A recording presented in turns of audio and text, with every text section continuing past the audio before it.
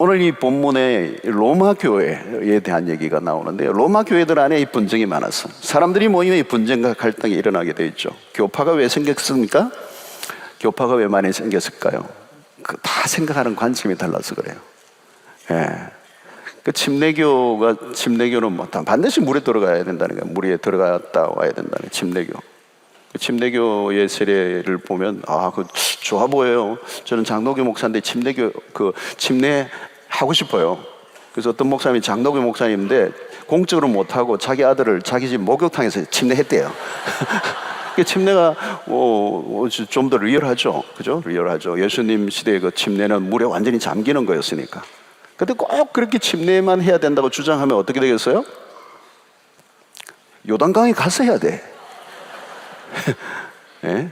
그러니까 자꾸 이제 뭘 하다 보면 물론 그것도 좋고 또 다른 것도 이제 인정하는 거죠. 교파가 생겨 서로 다르니까. 자, 여러분 왜 이혼을 하죠? 서로의 차이를 극복하지 못하니까 이혼하는 겁니다. 서로의 차이를 극복하면 되는데 극복을 못하면 이혼하는 거죠. 다르다는 거 참 어려운 것이죠. 바울은 우선 여기에서는 관용을 가르쳐요. 웬만하면 넘어가라. 그런데 이 관용은 소극적인 접근이에요. 중요한 것은 하나님의 나라를 구하라는 거예요. 하나님의 나라. 핵심적인 주제는 뭐냐면 지엽적인 문제로 핵심적인 주제를 놓치면 안 된다는 거예요. 그게 오늘 메시지예요. 덜 중요한 것 때문에 진짜 중요한 것을 놓치지 말라. 이거예요. 자, 로마 교회 안에 실제로 일어난 일이죠. 로마 교회는 이방인과 유대인이 함께 구성된 교회였습니다. 이방인 중에서 예수를 믿고 들어온 사람도 있고 유대인들 가운데 개종한 사람들이. 자연이 이제 다르죠. 완전히 문화가 다릅니다. 특별히 여러분 유대인이라고 하는 것은 굉장히 깊은 문화가 있어요. 그 유대인만의 그 문화, 그죠? 특별히 음식에 있어서 유대인들은 부정한 음식을 먹지 않았습니다. 그 율법에 의한 아주 금지된 음식들이 많았죠. 그래서 음식을 먹을 때마다 이들은 매우 까다롭고 예민하게 그렇게 따졌습니다. 자, 그게 얼마나 강한가를 사도행전에서 우리는 베드로를 통해서 보여줍니다. 성령 충만함을 입은 이유인데도 그럼에도 불구하고 하나님께서 환상을 보여주시는데 보자기에 그 음식이 담겨있는 보자기를 내려서 환상을 보게 했는데 그게 그 안에 뭐가 있는 율법에 금한 음식들이 있어요. 근데 하나님이 그것을 먹으라고 그러는 거죠. 하나님이 먹으라 하는데도 못 먹습니다. 주여 그럴 수 없나이다 그래요. 주여는 뭐예요? 나는 종이다 얘기 아니에요. 근데 난 종인데도 이거는 못 듣겠다는 거예요. 그만큼 그 자기의 문화 속에 깊이 빼여 있는 그 경험이 강하다는 거예요. 그 오순절에 성령의 충만함을 입은 이 사도 베드로마저도 자기의 관점에서 그 과거의 경험에서 벗어나지 못하는 거예요. 이게 부정한 음식을 절대 먹지 않았다는 거예요. 그러나 여러분 이방인들은 달랐어요. 아무 것이나 먹었어요. 아무거나. 네. 가리는 게 없었어요. 가리는 게. 있으면 다 먹어요. 유대인들이 보기에는 이방인들이 보기에는 유대인들이 이상한 사람이었습니다. 그리고 서로 이상한 취급을 한 거죠. 이방인들은 유대인들을 보면서 아직도 율법에 매여 자유하지 못하고 아주 유치하게 논다 이렇게 비난한 거죠. 그러다가 유대인들은 이방인들을 보면서 어떻게 저렇게 아무거나 먹냐? 아무거나 먹냐? 이게 만나면서 티격태격한 것이죠. 같은 교회 안에서. 자, 바울이 그 모습을 보면서 한 말씀이 오늘 17절의 말씀입니다. 자, 먹는 문제로 이방인으로서 개종한 사람들 그리고 유대인으로서 개종한 사람들이 함께 모여 교회를 이루는데 이 먹는 문제 때문에 굉장히 이 갈등을 하고 있을 때 이제 베드로가 오늘 이 17절에 말씀하는 거 하나님의 나라는 먹는 것과 마시는 게 아니요 오직 성령 안에 의와 평강과 희락이라. 그러니까 지금 베드로는 뭘 얘기하느냐 하나님의 나라에 초점 분명하다는 거예요. 너희들이 보기에는 그게 굉장히 중요한 이슈처럼 보이지만 하나님의 나라에서는 그게 별거 아니라는 거예요. 그렇게 열릴 일이 아니라는 거예요. 자, 바울은 지금 무엇에 관심을 집중시키고 있는가 하면 하나님의 나라에 관심을 집중을 시키고 있어요. 하나님의 나라. 이 중요한 것은 뭐냐면 하나님의 나라는 거예요. 하나님의 나라.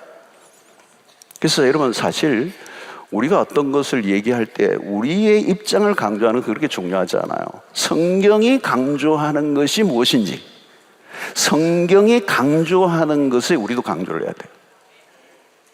성경이 강조하는 핵심적인 주제 중에 주제가 뭐냐면 하나님의 나라예요. 하나님의 나라. 이게 창세기부터 요한계시록까지 아주 중요한 핵심적인 성경의 빔이에요. 이걸 놓쳐버리면 성경이 해석에 어려움이 돼요. 어려움이 있어요. 우리가 어디로 가는지 몰라요.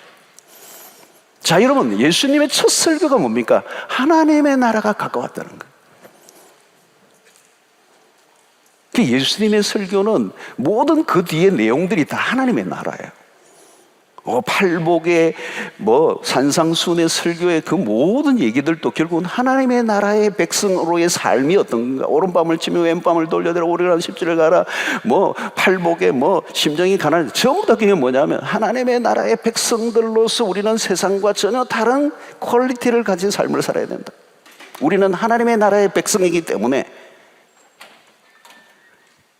세례 요한이 여러분 예수님의부터 6개월 먼저 와서 그가 선포한 그 주의 길을 예비하고 선포했던 세례 요한의 첫 일성이 뭡니까?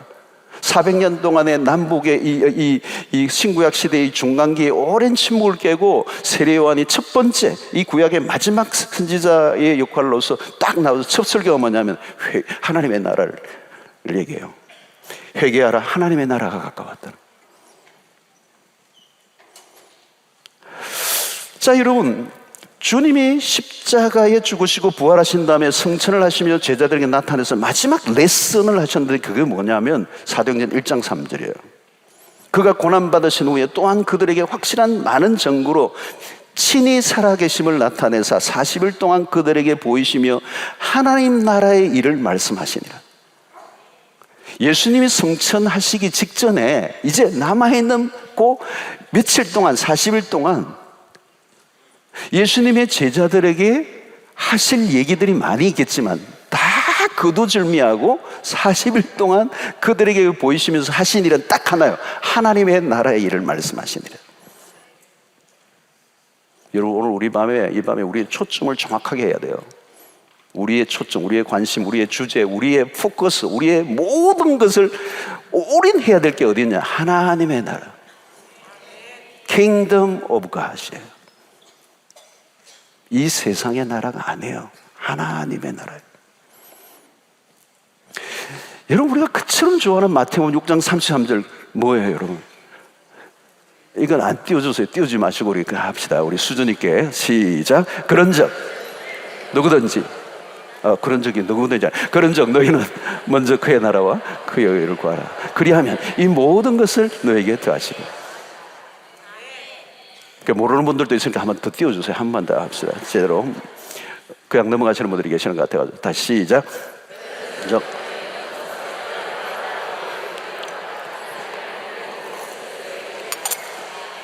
저는 이 구절을 너무 많이 좋아해가지고 이 구절이 제 삶의 그냥 중심에 있어요. 그래서 저는 이메일도 GY633이에요.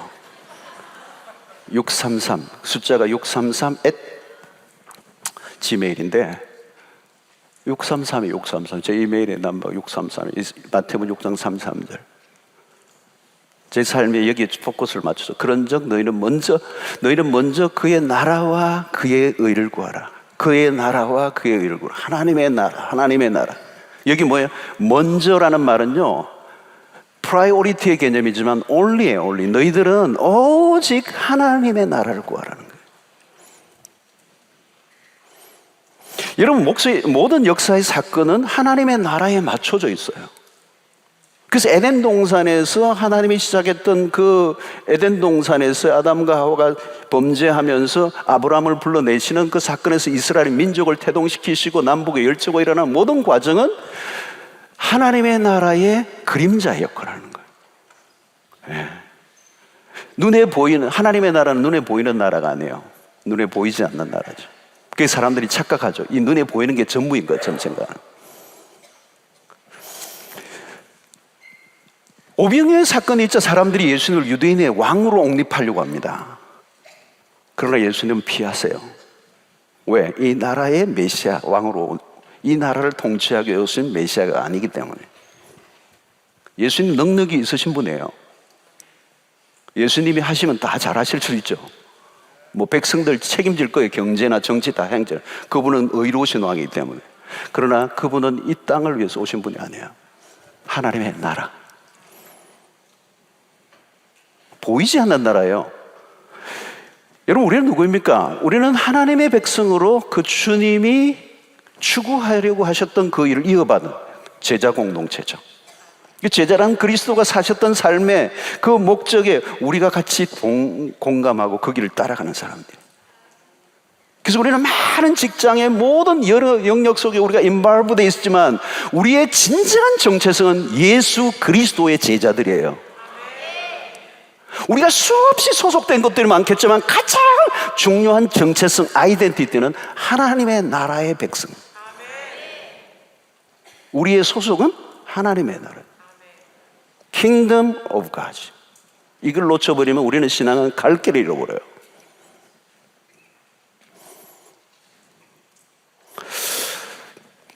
오늘 지상의 교회도 마찬가지예요. 그 나라를 추구하도록 하기 위해서 지상의 교회를 세우신 거죠. 이게 우리가 봐야 될 하나님의 나라는 큰 그림입니다. 이 큰 그림을 놓치면 안 돼요. 빅픽처를 놓치면 안 돼요. 큰 그림을 놓치면 우리는 소경이 장님이 코끼리 다리 만지는 것 같아요. 뭔지 모르는 거죠. 여러분, 신자는 하나님의 나라에 고정해야 합니다. 우리가 세상에 살지만 늘 하나님의 나라를 추구해야 돼요. 하나님의 나라는 큰 그림을 놓쳐버리면 시야가 좁아져 버려요. 앵글이 자꾸 좁아져요. 그러니까 뭐 어디까지 가요? 좁아지고 좁아지니까 나중에 뭐예요? 정말 쓰잘데없는 먹는 것 가지고 싸우고 있는 거예요. 목숨을 걸어야 될 것이 아닌데 목숨을 거는 일들이 생기는. 유대인과 이방인들이 생각하기에는 매우 중요하게 여겼겠죠. 그들이 생각하기에는 그들의 민족성 속에, 그들의 종교성 속에 뿌리 깊이 내려져 있는 음식의 문화는 너무도 중요한 문제라고 그들은 생각했겠지만 하나님의 나라의 관점에서 보니까 그건 아니라는 거예요. 여기에서 우리는 뭘 찾아야 돼요? 본질과 비본질을 찾아내는 겁니다. 본질과 비본질을 구별해낼 줄 아는 거, 이게 쉽지 않습니다. 쉬우면 문제가 안 되겠죠. 바울이 보기에는 로마 교회 성도들은 비본질과 본질을 구분할 줄 몰랐습니다. 먹는 문제로 진짜 해야 할 일들을 놓치고 있었던 거죠. 여러분, 교회 안에서도 역사 속에 비본질적인 것에 에너지를 쏟을 때가 많았습니다. 신앙이 비본질의 에너지를 쏟으면 결국은 우리가 가야 할 본래의 목적을 놓쳐버린 거예요. 자, 로마 교회만 이런 문제가 있었던 건 아닙니다. 예수님이 공생애 동안에도 늘 시달렸던 문제가 이거예요. 죄인들과 예수님이 식사를 할 때 바리새인들이 시비를 걸어요. 그 세리와 창기들하고 식사를 하고 있는 예수님에 대해서 바리새인들이 시비를 걸어요. 어떻게 죄인과 세리들과 창기들과 밥을 같이 먹을 수 있느냐는 거예요. 당시 제도권에 있던 바리새인들과 서기관들이 보기에는 이해할 수 없는 행동이에요. 그러나 그들은 본질과 비본질에 대한 이해가 없었던 거예요. 무엇이 하나님을 섬기는 것인지를 알지 못했던 것이죠. 예수님이 무엇이라고 답을 하셨습니까? 예수님이 오신 목적이 뭐냐는 거예요. 누가복음 5장 31절로 32절의 말씀. 예수께서 대답하여 이르시되 건강한 자에게는 의사가 쓸데없고 병든 자에게라야 쓸데있나니 내가 의인을 부르러 온 것이 아니요 죄인을 불러 회개시키러 왔노라. 내가 온 목적이다. 내가 세리와 죄인들과 함께 밥을 먹는 것은 그 사람들을 구원하러 내가 왔기 때문이다. 근데 바리새인은 뭐예요? 그것만 보고 있는 거예요. 어떻게 세리들하고 같이 놀아? 예수님은 본질에 대한 이해를 분명히 하고 계시죠. 왜 바리새인들은 이렇게 비본질의 열을 올렸습니까? 그들의 모든 열심의 목적은 구분시키는 작업이었기 때문에 그래요. 종교적 열심으로 나와 너는 다른 존재라는 것을 드러내는 쪽으로 가버렸어요. 결국 자기들이 쌓은 의로 다른 사람들을 판단하고 그 의로 구원을 얻을 줄로 알았던 거죠. 예수님과 완전히 다른 관점. 예수님은 죄인이 아니지만 죄인과 같이 되어 죄인을 구원하시려고 죄인들 속에 들어가신 분이세요. 이게 인카네이션입니다. 그리스도의 성육신, 복음의 십자가를 우리가 늘 얘기하지만 십자가가 가능했던 것은 성육신이 있었기 때문에, 이 성육신의 교리는 복음의 한가운데, 난 너와 달라가 아니에요. 그들 속에 들어가서 그들과 같이 되는 이유는 그들을 구원해내기 위해서. 그것이 그리스도가 이 세상에 오신 목적이기 때문에. 내가 왜 교회를 다녀야 하는가? 우리가 해야 할 사명은 무엇인가? 그럼 본질하고 언제나 연결되어 있는 거죠. 내 삶의 이유와 연결되어 있는 거예요. 그래서 우리의 본질을 이해하면 사람의 시야가 확 넓어져요. 왜? 하나님이 우리의 눈을 확 열어줘 버리니까. 이 하나님의 나라의 관점에 눈을 열면 내 시야가 확 넓어져요.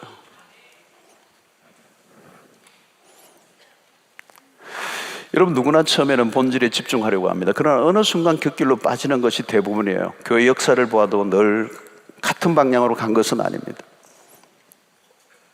한쪽으로 기우는 거죠. 한쪽으로. 그렇게 균형을 잡는 게 참 어려운 일이에요. 왜 어렵습니까? 인간의 한계 때문에. 인간의 한계는 다 못 봐요.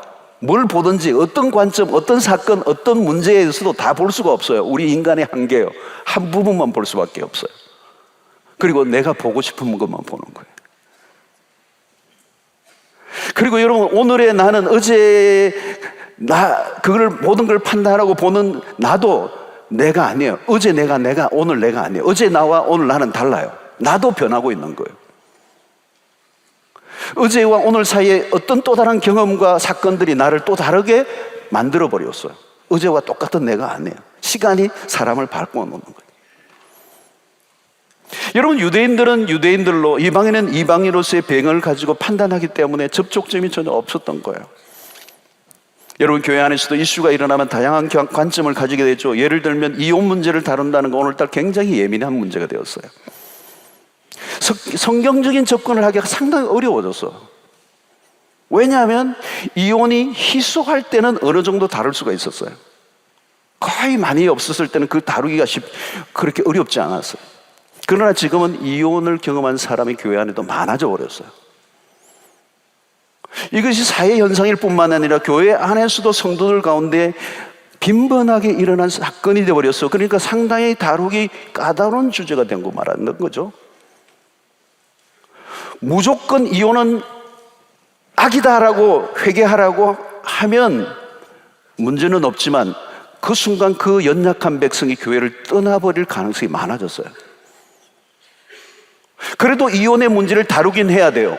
성경적 원리를 바르게 가르쳐야 돼요. 그런데 그것이 자기 가족의 문제로 다가오면 자기 자녀들 가운데 실제로 이혼을 한 가정이 있을 때는 쉽게 다룰 수 없는 주제가 되고 말았던 거죠. 이게 쉽지가 않은 얘기예요. 무조건 비판만 하는 것이 전부가 아니라는 관용의 쪽으로 흐르는 부류가 많아진 것이죠. 오늘 우리 안에. 그래서 덮어두는 문화가 많아졌어요. 지금 실제적으로. 그런 문제만 아니죠. 우리 안에 다양한 이슈들이 늘 일어납니다. 바울은 지금 무엇을 얘기하고 싶은 것입니까? 서로 판단하지 말고 관용을 베풀라는 이 소극적인 교훈과 함께 그 관용으로 단순히 문제가 풀리지 않는다는 겁니다. 바울이 가르치고자 하는 것은 왜 관용해야 하는가? 비본질적인 문제를 다루고 에너지를 다 쏟아버리면 교회가 본래 해야 할 일들을 감당할 수 없다는 거예요. 진짜 해야 할 일을 하지 못하고 하지 않아도 될 일들에 집중해버린다면 그것은 주님이 원하시는 모습이 아니라는 거예요. 자, 술과 담배 문제도 오늘 좀 이슈들이 있습니다. 술과 담배 문제도 한국 교회가 많이 다뤘던 주제예요. 한국 기독교는 술과 담배를 아주 엄격히 다루었습니다. 초창기부터 하나의 문화였어요, 이게. 그런데 외국에 가면 술, 담배가 보편적이에요. 미국의 선교사로 한국에 왔던 가나베 하비칸이라고 하는 선교사가 있습니다. 이분은 총신의 교수도 했습니다. 그리고 한국에 있을 때는 장려촌에서 전도를 주로 했던 특이한 교수님인데요. 이분은 골초예요. 근데 이분이 미국 가면 피우고 한국 오면 안 피워요. 문화의 차이에서 보는 관점 때문에 당신이 그걸 조심을 한 거죠. 조심을. 근데 술과 담배가 신앙과 결부를 시키지 않았던 거죠. 그 문화가 미국에는 있어요. 어떤 분은 술, 담배 하려면 미국 가야 되겠다 이런 분들이 있을지 모르겠는데, 한국 교회는 복음이 들어와 포교되는 시절에 술과 담배를 좋지 않은 문화로 보았던 거죠. 그것을. 그러면서 이것이 굉장히 중요한 하나의 교회 문화로 정착이 되면서 술, 담배는 금지되는, 물론 요즘도 이제 좀 자유로운 교회들은 술, 담배를 해요. 자, 술과 담배를 하는 게 여러 가지 좋은 것은 아니에요. 안 하는 게 좋죠. 건강을 위해서도 그렇고 뭐 좋을 일이 없어요. 근데 술과 담배를 구원까지 연결시켜서는 안 되죠. 신앙의 본질적인 주제는 아니기 때문에. 그래서 근데 이것을 너무 많이 강조해버리면 마치 술, 담배 하면 막 마귀 사촌점으로 여기고, 저런 인간 사꾸라다.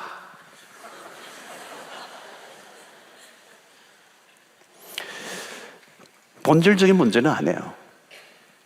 근데 거의 본질처럼 다뤘던 거예요. 술과 담배를 하면 신자가 아니다, 그렇게 얘기는 할 수 없죠. 신앙이 좀 어릴 수는 있겠지만. 그러니까 이게 본질과 비본질의 혼재로 인한 오해들이 많았다는 거예요.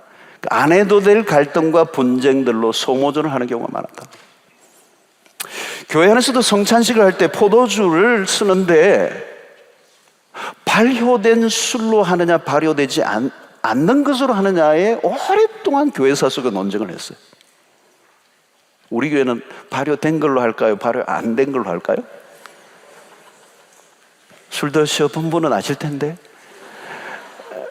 발효 안 된 걸로 해요. 포도즙으로 해요. 근데 이것 가지고 논쟁을 오랫동안 해왔어. 근데 발효된 걸로도 한때도 옛날엔 했어요. 우리 막 담그고 그랬어요. 근데 이 발효된 걸로 하니까 이 술 옛날에 드셔봤던 분들은 이러더라고. 안 되겠더라고. 옛날 버릇이 나와가지고 이러면 독하다 이러면. 그러니까 교회가 타락이 심할 때는 본질을 놓치고 비본질이 본질이 되었어요. 러시아 정교회가 그랬어요. 사제들의 가운의 팔솜의 길이가 몇 센치 되어야 하는가를 가지고 싸웠어요. 진짜 싸웠어요. 치열하게. 교회들이 한때는 악기 사용 문제로 에너지를 낭비하다가 예배를 놓쳐버렸어요. 어느 악기를 사용하느냐.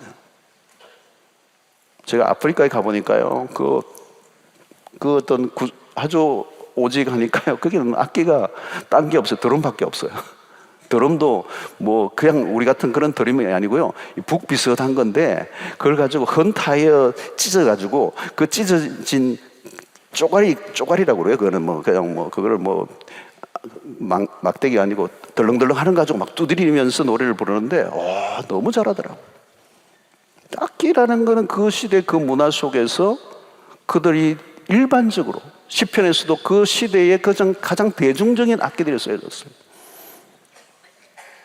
악기 자체보다 악기를 사용하는 사람의 태도가 더 중요한 이슈죠, 사실은. 모두가 자기의 문화 속에서 경험한 관점에서 판단이 시작된 것입니다. 젊은이들은 좀 더 현대적인 악기를 선호하죠. 나이가 들어가면 클래식 쪽으로 가요. 내가 어느 것을 더 선호하느냐를 자기가 선호하는 것을 지나치게 고집하고 배타적인 태도를 가진다는 것은 신앙이 어리다는 얘기예요. 내가 선호하는 것은 클래식이지만 젊은이 좋아하니까 양보하자. 그게 성숙이죠. 물론 어떤 곳에서는 아이들이 더 성숙하며 힘들어하는 어른들을 위해서 양보할 수도 있는 거죠. 그건 성숙의 문제예요. 비본질의 문제라는 거예요. 본질의 문제는 아니라는 거죠. 비본질의 문제는 누가 양보할 것인가의 문제입니다. 성숙한가 비성숙한가의 문제이기도 해요. 어른들이 난 도무지 현대 음악을 싫다고 끝까지 우기면 어떻게 되겠어요? 젊은이들은 교회를 떠나가겠죠. 그런데 음악이라고 하는 비본질을 가지고 사람들을 몰아내는 일이 생깁니다.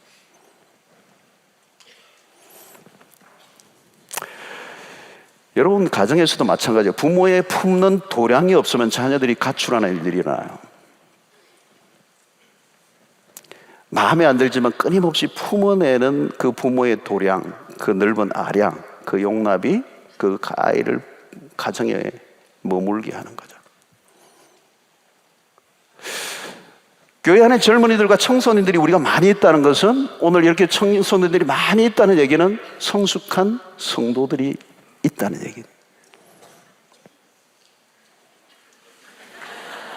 성숙한 어른들이 있어서 어울리는 거예요, 우리가 함께. 그죠? 막 지겨울 정도로 날 이렇게 박수를 쳐는 것 같은데 다 우리 어른들이 받아들여줘요. 너무 기꺼이 박수를 쳐주고 환대하는 문화잖아요. 이게 하나님의 나라는 거예요. 이게 하나님의 나라. 옷을 이상하게 입고 다니면 불러서 혼을 내거나 눈을 홀키지 않고 오히려 용돈을 주면서 밥 사 먹어라. 그런 어른들이 있을 때 그 품어주는 용량이 있는 교회 안에서 그 아이들이 철이 들어가고 어느 날 복음을 이해하고 그들이 하나님을 알아갈 때 그들이 더 넓은 품으로 또 다음 세대를 품어내는 역사가 일어나게 됩니다.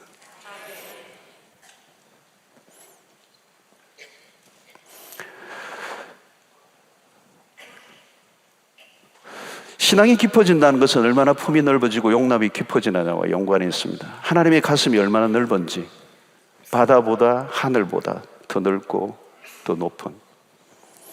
자, 오늘 바울은 약한 자가 아니라 강한 자가 되라고 얘기하는 겁니다. 그래서 로마서 15장 1절로 2절에 참 오래된 분쟁인데요, 믿음이 강한 우리는 마땅히 믿음이 약한 자의 약점을 담당하고 자기를 기쁘게 하지 아니할 것이라. 이거예요. 자기를 기쁘게 하지 않을 것.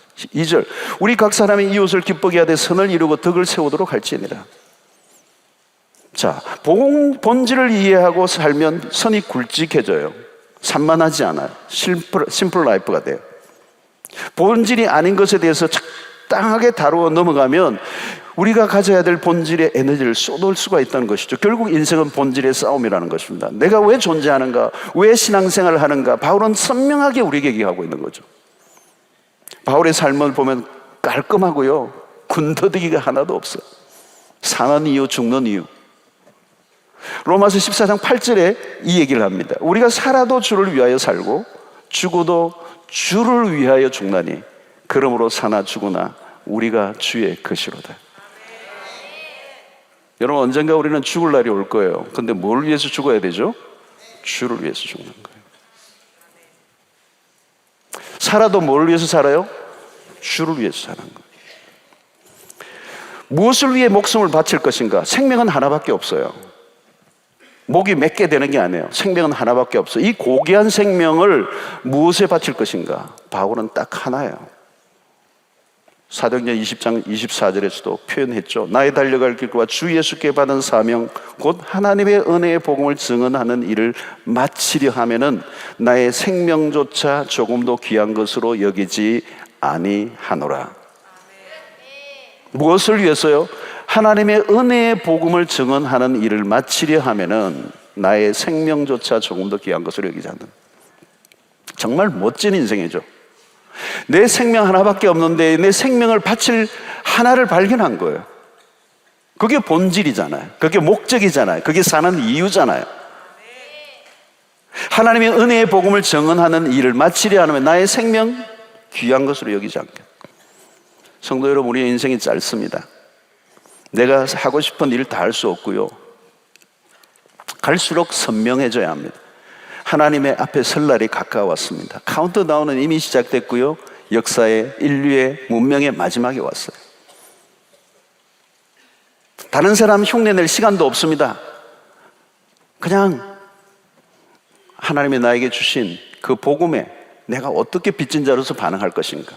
그래서 오늘 이 본문의 말씀에 의하면 하나님의 나라의 관점에서 내가 어떻게 살아야 될 것인가 하는 거죠. 여러분, 이 하나님의 나라의 관점을 우리에게 가져오면요, 우리는 이 세상에 가지는 기본적인 태도가 뭐냐면, 하나님의 나라의 관점에서 보면 하나님의 나라를 왜 예수님이 얘기하십니까? 하나님의 나라를 위해서 이 땅에 오시고 하나님의 나라를 이루시기 위해서 오셨다는 얘기는 뭡니까? 이 지상에 눈에 보이는 세상은 사라지는 것이라는 거예요. 제한적이고 유한한 것이라는 거예요. 지세상에 사는 이 하나님의 나라가 완성되기 이까지 그 사이에서는 우리는 늘 갈등하고 분쟁하고 전쟁하고 끊임없는 그런 모순과 불합리 속에 살아갈 수밖에 없는 이 갈등, 이 고통, 이 절망, 이 다툼이 끝이 나고 완전한 하나님의 나라가 도래할 것을 사모하는 삶을 우리가 살아가야 된다는 거예요. 그러니까 그것이 구원의 완성의 날이죠. 그것을 성경은 뭐라고 합니까? 왜 새하늘과 새 땅이라고 그럽니까? 이 땅과 우리가 눈에 보이는 이 땅과 모든 것들은 다 사라지고 새로운 땅으로 변화될 그날이 온다는 거예요. 우리의 눈에 보이는 모든 것은 어떤 것 하나라도 눈에 보이지 않고 다 사라지게 되는 날이 올 거라는 거예요.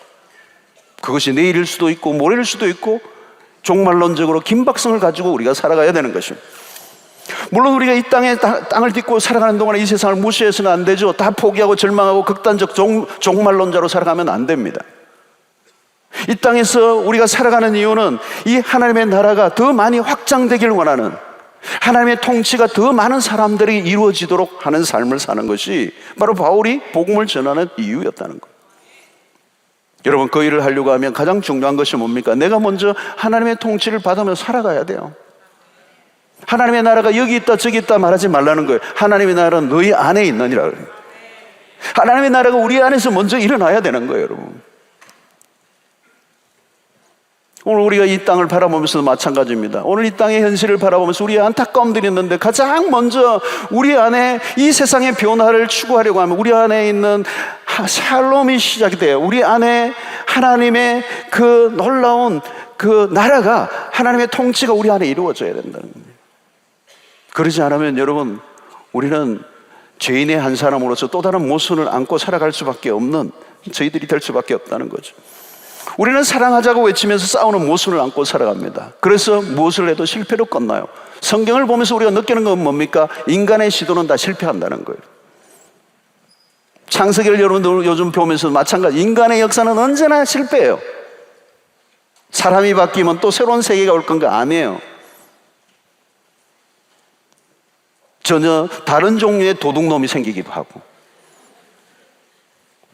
전혀 다른 형태의 또 다른 모순이 일어나기 시작한다는, 인간으로서는 소망이 없다는 결론이 우리가 세상을 바라보는 하나님의 나라의 관점이에요. 세상에는 소망이 없어요.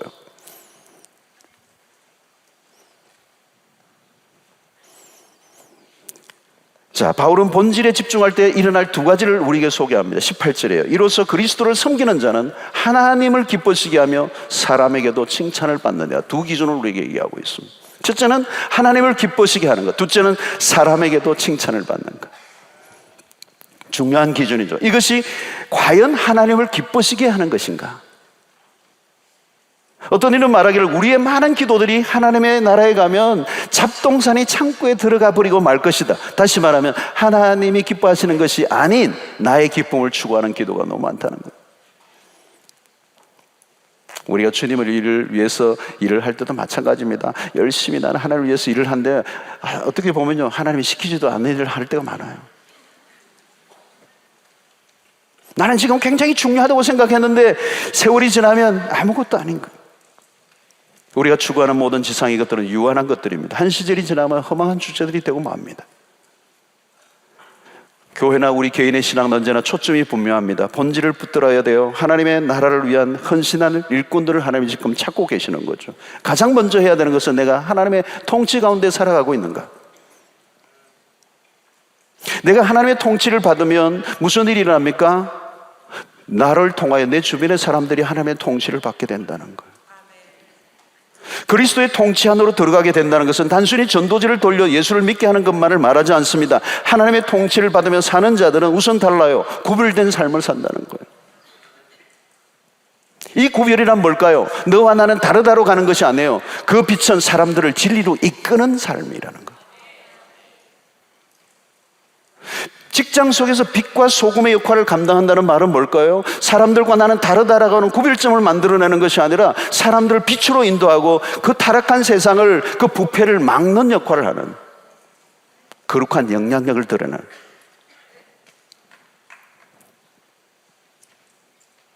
나는 너와 달라라고 하는 쪽으로 가는 것이 아니라 그것은 바리새주의예요. 우리가 하는 것은 우리가 가지고 있는 복음의 정신을 세상의 사람들에게 드러내고 그들이 하나님이 누구이신지를 알게 만드는 목적이 우리의 삶의 존재의 이유라는 거예요. 자, 우리가 해야 할 일은 본질에 집중하는 것입니다. 본질의 목숨을 걸어야 합니다. 교회도 마찬가지요. 본질의 목숨을 걸어야 돼요, 여러분. 그 본질이 뭐라고요? 오늘 성경은 바울이 얘기하는 것은 하나님의 나라라는 거예요. 하나님의 나라. 하나님의 나라는 큰 주제예요. 여러분, 성경에서 가장 중요한 주제 중에 하나입니다. 창세기부터 모든 것에서 앞으로 얘기했던 것처럼 너무도 중요한 주제예요. 그래서 유명한 어거스틴은 이 역사의 하나님의 도성이라는 책에서 그것을 강조합니다. 세속의 세상과 구별된 하나님의 나라, 그 나라만 영원하다. 자, 그러면 하나님의 나라를 추구하는 삶은 어떤 모습으로 드러나야 되는가? 17절을 다시 한번 보겠습니다. 하나님의 나라는 먹는 것과 마시는 것이 아니요 오직 성령 안에서 있는 의와 평강과 희락이라. 자, 세 가지 굉장히 중요한 주제를 우리에게 가르쳐주고 있습니다. 먹는 게 아니라는 거예요. 먹고 마시는 것이란 세상에서 살아가는 일상의 모든 것들을 포함하는 것입니다. 세상에 늘 넘어지는, 늘 다투는 이슈들이요. 그러나 우리는 오직 성령 안에서 의와 평강과 희락을 추구해야 한다는 거예요. 하나님의 나라가 나타날 때 일어난 정상, 그 열매는 의와 평강과 희락이라는 거예요. 여러분, 가만히 보면 이 의와 평강과 희락은 세상에 없는 거예요. 어떤 것을 통해서도 불가능한 거예요. 오직 교회, 하나님의 백성들만이 경험할 수 있는 것이 의와 평강과 희락이에요. 오늘 이 의와 평강만 우리 안에 일어난다면 그곳에 하나님의 나라가 이루어지는 거예요. 여러분들의 삶 속에 이 의와 평강과 희락이 점점 커져가면 그것이 하나님의 나라가 되는 거예요. 이 나라 가운데 의와 평강과 희락이 확장되면 그것이 하나님의 나라가 이루어지는 거예요. 여러분, 여기서 의라는 것은 무엇입니까? 바로 관계를 말하는 거예요. 바른 관계를 말하는 거예요. 신앙의 가장 기본적인 주제가 뭡니까, 여러분? 하나님과의 바른 관계입니다. 언제나 이것을 생각해 봐야 돼요. 하나님과 나의 관계는 바른가? 하나님과 나와의 관계가 깨어지지는 않았는가? 여러분, 우리는 하나님과 바른 관계를 맺을 수가 없어요. 왜? 우리는 죄인이기 때문에. 그래서 우리는 우리의 의로는 하나님과 관계를 맺을 수 없기 때문에 하나님의 편에서 우리에게 의를 허락하셨죠. 예수 그리스도의 십자가를 죽으심을 통하여 그분을 믿음으로 그것을 의롭다 얘기해 주시는. 그러면 하나님과의 관계, 의를 추구하는 삶은 우리가 언제나 십자가를 붙잡아야 되는 거죠. 그 십자가를 붙잡아야 된다는 것은 뭘까요? 우리는 죄인이라는 거죠. 우리에게는 소망이 없다는 것을 전제하는 것입니다. 그래서 하나님과의 바른 관계를 위해서 끊임없이 날마다 십자가를 붙잡는 것입니다. 십자가, 나를 위하여 죽으신 그 십자가만이 우리의 진정한 의의가 되는 것. 그것이 십자가 우리의 기준이 되는 것입니다. 그 십자가가 우리 안에 있을 때 하나님과의 관계를 해결할 뿐만 아니라 다른 사람들의 관계를 해결하는 모든 우리의 이 세상의 관계를 회복시키는 기준은 예수 그리스도의 십자가밖에 없다는 거예요.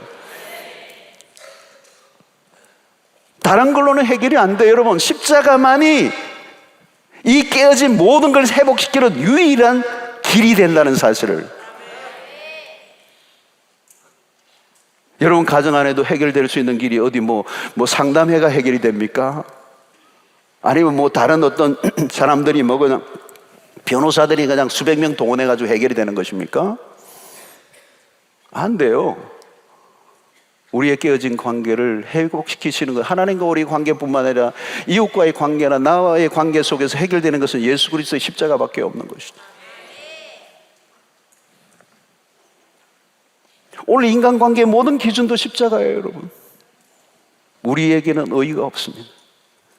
그러나 십자가 앞으로 나아가면 우리의 모든 원수 맺어진 것도 하나로 회복시켜 주시는 그 능력이 그 안에서 주어지는 거예요. 저는 우리 민족 가운데 이 십자가가 다시 한번 선명하게 새겨지는 역사가 있게 되기를 원하는 거죠. 두 번째, 여러분, 평강입니다. 하나님의 나라는 평강이에요. 다른 말로 표현하면 화평이죠. 화평, 평화예요. 평화. 예수님은 팔복에서도 마태복음 5장 9절에 화평하게 하는 자는 복이 있나니 그들이 하나님의 아들이라 일컬음을 받을 것이요. 굉장한 얘기 아니에요, 여러분? 누가 하나님의 아들이라 일컬음을 받는다는 것이죠? 화평하게 하는 자. 여러분, 세상은 화평을 만들어낼 수가 없어요. 그런데 하나님의 백성들이 화평하게 하는 것을 보면서 저들이야말로 하나님의 아들이라고 얘기한다는 거예요. 오늘 세상 사람들에게 우리가 하나님의 아들이라고 하는 것을 입증시켜 줄 수 있는 다른 길은 하나도 없어요. 아직 딱 하나요. 예수님이 말씀한 것, 화평하게 하는 자라는 거, 하나님의. 여러분, 화평하게 하는 자들은 누구입니까? 자기의 마음에 화평이 있어야 되는 거잖아요. 이것도 내 안에 하나님의 나라가 먼저 일어나야 돼요. 여러분, 지금 여러분들의 마음에 평화가 있으십니까? 내 안에 마음에 평안이 있어야 다른 사람과의 관계의 평화를 이룰 수가 있어요. 잔잔한 폭풍이 몰아치고 상황이 뒤집어져도 내 안에 하나님과의 맺은 그 관계 속에서 있는 하나님이 주시는 그 평화, 내가 주는 평화는 세상이 주는 평안과 같지 않고 이 평화는 세상이 빼앗아갈 수 없다는 그 평화를 여러분들이 가지고 계세요. 그러면 여러분, 우리는 가는 곳마다 평화를 만들어낼 수가 있어요. 오늘 여러분, 세상이 전쟁터 같잖아요. 어디를 가나 전쟁터 같잖아요. 하나님이 원하시는 모습이 아니잖아요. 이것을 어떻게 바꿔야 되죠? 하나님이 내 안에 먼저 평화를 시작하시고 그 평화가 우리 주변에 흘러가야. 로마서 12장 18절에 뭐라고 얘기합니까? 할 수 있거든 너희로서는 모든 사람과 더불어 화목하라. 하나님의 나라를 추구하는 사람은 평화를 만들어내는 사람이에요. 교회 안에서도 가장 좋은 하나님의 나라를 이루어가는 사람들은 누구예요? 평화를 만들어가는 사람. 제가 그랬죠, 여러분, 마귀가 하는 가장 중요한 사역은 분열이에요. 마귀는 딴 거 여러 가지 거짓말쟁이니 광명한 천사니 많은 수식어가 있는데 딱 하나의 메인 사역이 있어요. 그게 뭐예요? 분열하게 하는 거. 역사 속에 수없는 교회가 이 마귀의 책략에 무너졌어요. 교회가 화평을 이루고 하나가 되면 세상이 저들이 하나님의 아들이라고, 그것이 세상에 보여줄 수 있는 유일한 소망이에요. 자, 여러분, 그 다음에 뭡니까? 하나님의 나라가 이루어지는 곳은 희락이 있다는 거예요. 희락. 진정한 기쁨을 누리는 곳이 하나님의 나라예요. 여러분, 세상은 기쁨이 없어요. 기쁨이 없어요. 어두워요. 우울해요. 오늘 세상의 사람들이 웃고 있는 것 같지만 웃고 있는 게 아니에요. 그걸 썩소라고 그래요.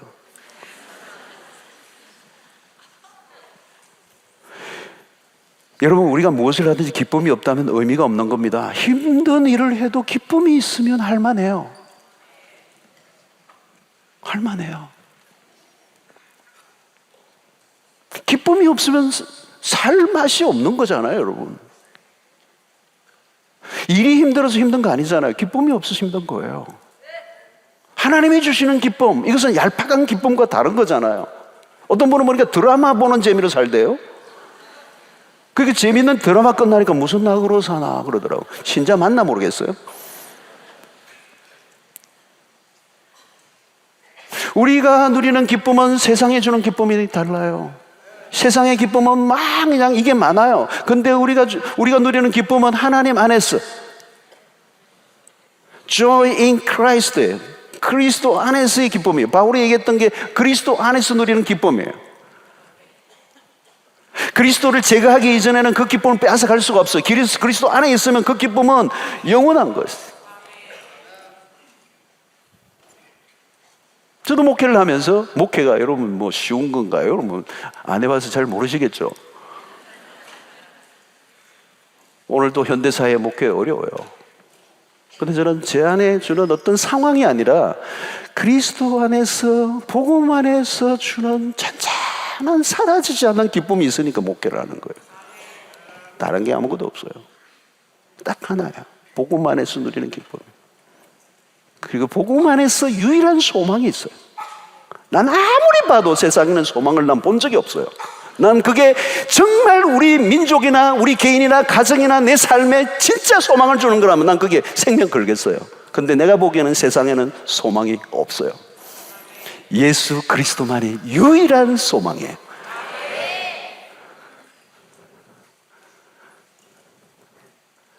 기쁨이 없어요, 여러분. 세상이 누리는 기쁨은요, 잠시 있다가도요, 월급 받은 날 한 이틀 지나면 기쁨이 사라지고요. 카드 이제 끌걸 날, 그 정산할 날이 오면 기쁨이 막 완전히 바닥이 나고요.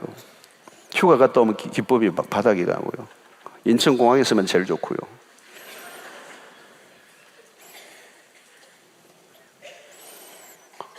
하나님이 주시는 기쁨은 세상이 빼앗아갈 수 없어요. 그게 믿음의 선진들이 살았던 삶의 이유였어요. 어떤 것 때문에 기쁨을 빼앗기지 않아요. 그분 때문에 기쁨을 누리는 사람들. 여러분, 이 세 가지는 다 연결되어 있습니다. 의가 있어야 평강이 있고 평강이 있어야 기쁨이 가능합니다. 그런데 이 세상에는 이 세 가지 다 없어요. 이 세 가지는 오직 하나님의 나라 안에서만 이루어지는 거예요. 이것을 누리도록 하시기 위해서 그리스도가 오셨어요.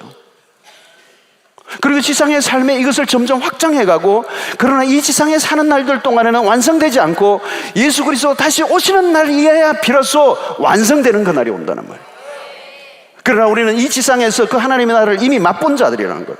세상이 주는 기쁨이 아니고, 세상이 주는 평강이 아니고, 세상이 주는 의가 아니고, 하나님으로부터 주어진 그 평강과 의와 희락을 이미 맛본 자들로 그 나라가 그것이 점점 더 확장되어지게 하기를. 자, 여러분, 하나님의 나라는 다시 얘기합니다. 먹는 것과 마시는 게 아니라는 거예요. 그토록 유대인, 이방인 신자들이 싸웠던 그 주제, 그건 너희들이 주제가 아니라는 거예요. 영원하지 않는 것을 가지고 싸우지 말라는 거예요. 영원한 하나님의 나라가 아닌 것들을 가지고 몸부림을 치지 말라는 거예요. 가장 궁극적 가치를 추구하라는 거예요. 사라지지 않는 나라를 위해서 살아가라는 것. 자, 그러면 이것이 뭘까요? 결국은 이 하나님의 나라라고 하는 것은 주님이 이 땅에 오신 목적과 연결이 되는 거예요. 주님이 오신 이 땅의 이유, 주님이 이 땅에 죽으신 이유가 뭐냐는 거예요. 그것이 하나님의 나라를 완성하기 위해서 오셨다. 그 존귀하신 보혈을 쏟으신 것은 지옥같이 살아가는 수 없는 사람들을 구원의 길로 이끌어 하나님의 나라 백성 삼으시기 위하여. 성도 여러분, 이 하나님의 나라를 우습게 여기지 마시기를 바랍니다. 하나님의 나라를 우습게 여기지 마십시오. 교회는 다른 것을 추구해야 합니다. 교회는 훨씬 더 높은 차원을 추구해야 합니다. 우리의 신앙은 영원한 것을 추구하는 것이어야 합니다. 질문을 다시 하겠습니다. 그리스도가 왜 십자가에 죽으셨는가? 그 값비싼 대가를 지불했다는 것을 안다면 우리의 삶은 달라야 돼요. 우리가 무엇을 위해 살아가야 하는가를 분명히 가르쳐주고 있다는 거예요. 세상은 흔들려도 교회는 하나님의 진리 위에 굳게 서 있어야 되고, 그 진리를 전파하는 것이 교회의 사명이에요. 우리의 사명이에요. 우리의 생명을 바쳐야 될 유일한 것은 예수의 복음밖에 없다는 사실. 저는 이 복음에 감격하여 예수를 믿게 되었고 목사가 되었고, 이 복음이 나를 황홀하게 만들었고, 이 복음이 지금도 인류와 이민족과 우리의 모든 청소년들과 우리의 이 땅의 사람들을 바꾸어 놓을 수 있는 유일한 길임을 믿기에, 우리는 이것을 위해서 살다가 이것을 위해서 죽는, 이것보다 더 높은 가치는 없다는 사실을 믿기 때문에 우리는 예수의 증인으로, 말투수로, 그래서 그 복음의 순교자로 살 각오를 하고 살아가는 여러분들 되시기를 주의 이름으로 축원합니다. 난 이 일을 위해 살다가 이 일을 위해 죽겠다. 그것이 복음이 되기를 바랍니다. 그것이 우리의 주어진 사명이고, 그것이 주님이 인정하시는 일이에요. 그리고 주님이 기뻐하시는 일이에요.